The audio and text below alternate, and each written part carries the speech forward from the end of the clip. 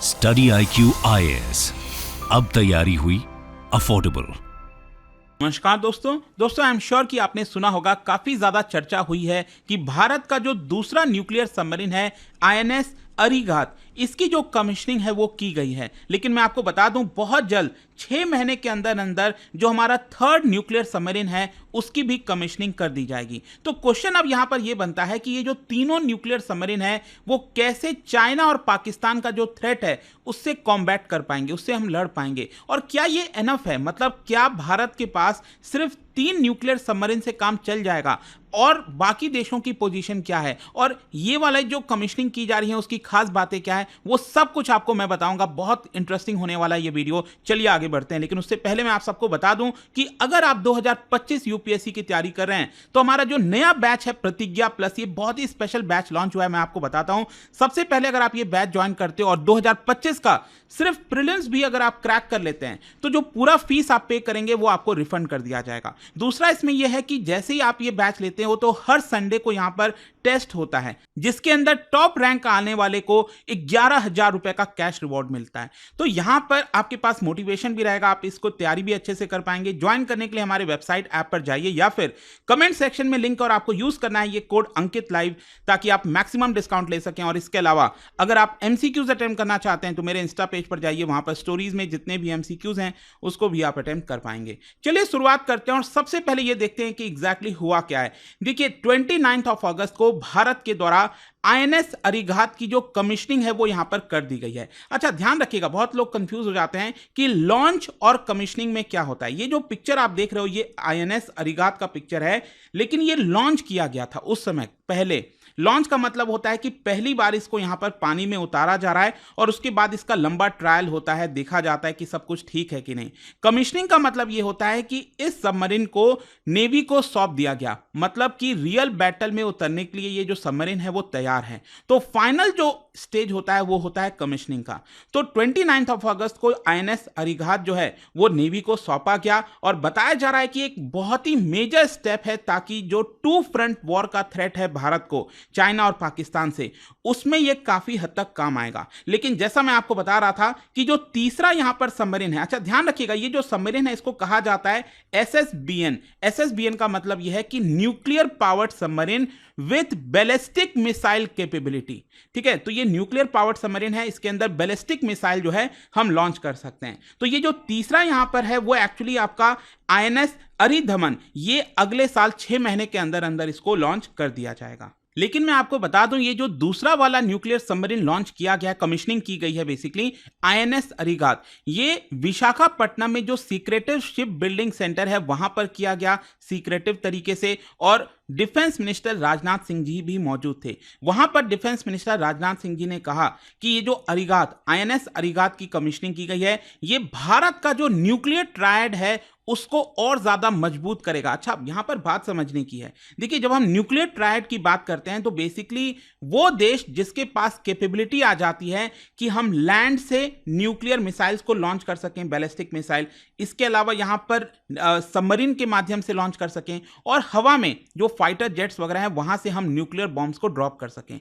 तो ये जो तीनों चीज मिलकर होती है उसी को हम कहते हैं न्यूक्लियर ट्रायड। तो क्या है कि ये ऑलरेडी भारत ने अचीव कर लिया था जब 2018 में हमने पहला वाला न्यूक्लियर सबमरीन लॉन्च किया था। लेकिन यहां पर इंपॉर्टेंट यह हो जाता है कि इसको हमें और ज्यादा मजबूत बनाना है। न्यूक्लियर ट्रायड अचीव करना ही सिर्फ मेन मकसद नहीं है, उसको और ज्यादा मजबूत बनाना ये काफी इंपॉर्टेंट है। और आप देख सकते हैं भारत के पास ये जो न्यूक्लियर ट्रायड है वो कैसे है। एक तो यहां पर लैंड के माध्यम से हमारे पास पृथ्वी 2, अग्नि 1, अग्नि 2, अग्नि 5, अग्नि 3, इन सब के माध्यम से हम जो न्यूक्लियर कैपेबल मिसाइल्स हैं उसको लॉन्च कर सकते हैं। फिर हवा में यहां पर सुखोई हमारे पास, मिराज है, जैगवार, राफेल फाइटर्स, इन सब के माध्यम से जो न्यूक्लियर बॉम्ब्स हैं वो हम डिलीवर कर सकते हैं। और पानी के माध्यम से यहां पर जो 2 न्यूक्लियर सबमरीन अब भारत के पास है INS अरिहंत, ये 2018 में इसकी कमिश्निंग की गई थी, और दूसरा है जो कि अभी 29 अगस्त को अरिहंत, ये कमिश्निंग किया गया है। तो आई होप आप समझ पाओगे कि ये कितना इंपॉर्टेंट हो जाता है। और ये जो कैपेबिलिटी है ये दुनिया में सिर्फ 6 देशों के पास है। एक तो भारत हो गया, दूसरा यहां पर United states, Russia, China, France और यूके, यही ऐसे देश हैं जिनके पास ये न्यूक्लियर ट्रायड की कैपेबिलिटी देखने को मिलती है। लेकिन यहां पर मैं एक बार पहले बात करना चाहूंगा कि जो INS अरिहंत है इसमें इतना स्पेशल है है क्या? देखो, ये 6000 टन का सबमरीन है। ये आप देख सकते हैं कि इसकी जो लेंथ है वो 111.6 मीटर और विड्थ है करीब 11 मीटर के आसपास। तो ये है बेसिकली 6000 टन का सबमरीन, और ये आप कह सकते हैं कि आईएनएस अरिहंत को ज्वाइन करेगा, जो कि 2018 में फुल्ली ऑपरेशनल हो गया था। अब देखिए, यहां पर जो आईएनएस अरिगात को लाया गया है, ये एक्चुअली काफी सिमिलर है आईएनएस अरिहंत से, क्योंकि साइज भी लगभग वही है, लेंथ भी वही है, डिस्प्लेसमेंट जो वेट है उसका वही है, और इसके अंदर भी K-15 मिसाइल हम कैरी कर सकते हैं जो आईएनएस अरिगात है, और सेम चीज अरिहंत के अंदर भी हम कर सकते थे। लेकिन यहां पर क्या है कि जो K-15 मिसाइल्स हैं वो हम और बड़ी मात्रा में ले जा सकते हैं। यहां पर K-15 मिसाइल मैं आपको बता दूं, इसकी रेंज है 750 किलोमीटर। ये इंडिया का सबमरीन लॉन्च्ड बैलिस्टिक मिसाइल है, ठीक है, 750 किलोमीटर की इसकी रेंज है। फिर दूसरा अरिघात में क्या है कि K4 जो मिसाइल्स है उसको भी हम लॉन्च कर सकते हैं, और K4 मिसाइल्स आप देख सकते हो 3500 किलोमीटर की स्ट्राइक रेंज है। और यहां पर मैं आपको बताऊं तो इसका जो पावर प्लांट है, न्यूक्लियर पावर प्लांट, वो 83 megawatt pressurised light water reactor है, और साथ ही साथ इसकी जो टॉप स्पीड होगी इस सबमरीन की पानी के अंदर वो होगा 24 नॉट्स, मतलब लगभग 44 किलोमीटर पर आवर के आसपास। और जैसा कि आप सब जानते होंगे, ये जो न्यूक्लियर रिएक्टर्स होते हैं सबमरीन के अंदर, ये बहुत ज्यादा हेल्पफुल हैं, क्योंकि नॉर्मली जो कन्वेंशनल सबमरीन्स होती हैं जो डीजल वाले होते हैं, उनको बार बार पानी के थोड़ा सा ऊपर आना पड़ता है, हर 1-2 दिन में ऊपर आना पड़ता है ताकि वो ऑक्सीजन ले सकें और अपने बैटरी को रिचार्ज कर सकें। लेकिन न्यूक्लियर वाले जो सबमरीन्स होते हैं वो बहुत दिनों तक पानी के अंदर रह सकते हैं, और इससे हम जो है एनिमी से बच सकते हैं। हमें ऊपर आने की जरूरत नहीं है, तो एनिमी हमें कैच नहीं कर पाएगा रेडार्स वगैरह के माध्यम से। तो ये काफी हेल्पफुल होता है। साथ ही साथ मैं आपको बता दूं, ये जो आईएनएस अरिघात लॉन्च किया गया है, इसके अंदर जो सिस्टम्स हैं, इक्विपमेंट है, वो ज्यादा से ज्यादा इंडिजिनस रखने की कोशिश की गई है, और ये सब कुछ भारत के जो साइंटिस्ट हैं, इंडस्ट्री यूनिट्स हैं, नेवल पर्सनल्स हैं, उनके द्वारा मिलकर कराया गया है। लेकिन ये सफिशिएंट नहीं है, यहां पर और ज्यादा कैपेबिलिटी वाले जो सबमरीन्स हैं वो हमें चाहिए। तो क्या होगा कि जो तीसरा वाला है, मैंने आपको बताया, जो अगले 6 महीने के अंदर लॉन्च होगा, आईएनएस अरिदमन, इसका वेट आप देख सकते हो, ये थोड़ा सा बड़ा है, और इसका वेट है लगभग 7000 टन के आसपास, और इसके अंदर भी यहां पर जो लॉन्ग रेंज न्यूक्लियर मिसाइल्स है वो कैरी करने की क्षमता रखता है। लेकिन इसके साथ साथ मैं आपको यह भी बता दूं, भारत कोशिश कर रहा है कि अगला जो 4th वाला हमारा न्यूक्लियर सबमरीन होगा वो और ज्यादा बड़ा होगा, और ये बेसिकली बनाया जा रहा है अंडर क्लासिफाइड 90,000 करोड़ का जो एडवांस टेक्नोलॉजी वेसल प्रोजेक्ट है उसके माध्यम से। तो अभी क्या है ना कि बहुत सारी चीजें हमें शायद पता भी नहीं चल पाती, क्योंकि बहुत चीजों को सीक्रेट तरीके से रखने की कोशिश की जाती है। लेकिन अब फाइनल क्वेश्चन यहां पर यह आता है कि why nuclear submarines are important for India. देखो, क्या है ना कि भारत के अंदर आपको पता है कि भारत ने जो न्यूक्लियर डॉक्ट्रिन अपनाई है वो है नो फर्स्ट यूज पॉलिसी की। तो यहां पर हमें पहले से अपने आप को तैयार करके रखना होगा, मतलब पहले हम न्यूक्लियर मिसाइल्स वगैरह लॉन्च नहीं करेंगे किसी देश के ऊपर, लेकिन अगर किसी दूसरे देश ने हम पर हमला करने की कोशिश की तो हमारे पास वो कैपेबिलिटी होनी चाहिए ना, अच्छी खासी क्षमता होनी चाहिए कि हम दोबारा स्ट्राइक कर सकें।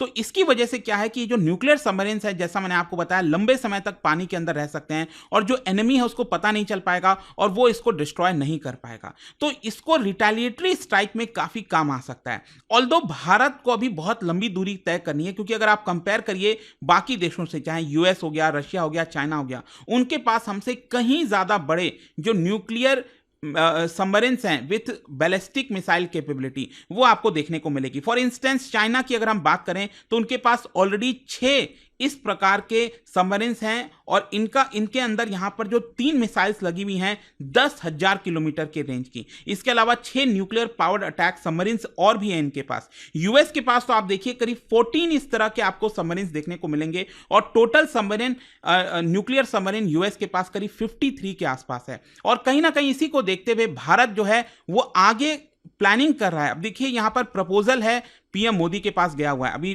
टाइम्स ऑफ इंडिया में कुछ खबर आई थी इस तरह से रिलेटेड कि यहां पर 13,000 टन का जो न्यूक्लियर सबमरीन है विद बैलिस्टिक मिसाइल कैपेबिलिटी, इसके अंदर 190 मेगावाट का रिएक्टर लगाया जाएगा। इसका जो प्रपोजल है अभी पीएम मोदी के पास भेजा गया। अब जब फाइनल चीजें हो जाएंगी तो कम से कम आप मान के चलिए 10 साल और लग जाएंगे उसको बनाने में। तो इतना आसान नहीं होने वाला। फिर इसके अलावा यहाँ पर जो K5 मिसाइल है, K6 मिसाइल है, जिसकी रेंज और लंबी होगी 6000 किलोमीटर, क्योंकि 5000 किलोमीटर वाला जो अग्नि 5 है वो तो हम लैंड से लॉन्च करते हैं, लेकिन सबमरीन से जो लॉन्च करना है हमें वो K5 K6 होगा। इसकी रेंज काफी ज्यादा हो सकेगी। अब लास्ट में वीडियो खत्म करने से पहले फाइनल क्वेश्चन यहां पर आता है कि आखिरकार भारत कैसे जो टू फ्रंट वॉर है उसको टैकल कर पाएगा, क्योंकि आपको एक चीज समझना है कि हमारा जो मेन फोकस है न्यूक्लियर डॉक्ट्रिन का वो पाकिस्तान तो है ही है, लेकिन आपको पता है रिसेंट टाइम्स में चाइना काफी एग्रेसिव हो गया है, तो चाइना भी हमारा काफी ज्यादा फोकस हो चुका है। तो अभी हमें क्या कैपेबिलिटी चाहिए कि पाकिस्तान से तो हम निपट सकते हैं, लेकिन चाइना से निपटने के लिए हमें अपनी कैपेबिलिटीज को बढ़ाना होगा। और इसीलिए यहां पर एक्सपर्ट्स का मानना है कि सरकार को बहुत सारे फ्रंट पर काम करना होगा और अपनी कैपेबिलिटीज बढ़ानी होगी, चाहे वो कन्वेंशनल वॉर फाइटिंग की मशीनरी हो या फिर भारत का जो न्यूक्लियर डिटरेंस कैपेबिलिटी है, जो सबमरीन्स वगैरह को बढ़ाना है, उन सब की तरफ ध्यान देना होगा। And with in the budget ये भी इंपॉर्टेंट हो जाता है। देखिए भारत एक डेवलपिंग कंट्री है, इकोनॉमिकली हमें ग्रो करना है, तो हमारे पास बजट कंस्ट्रेंट बहुत ज्यादा है। यहां पर कोशिश ये करनी है कि कैसे उसी बजट में हम इन सारी चीजों को मैनेज कर पाए।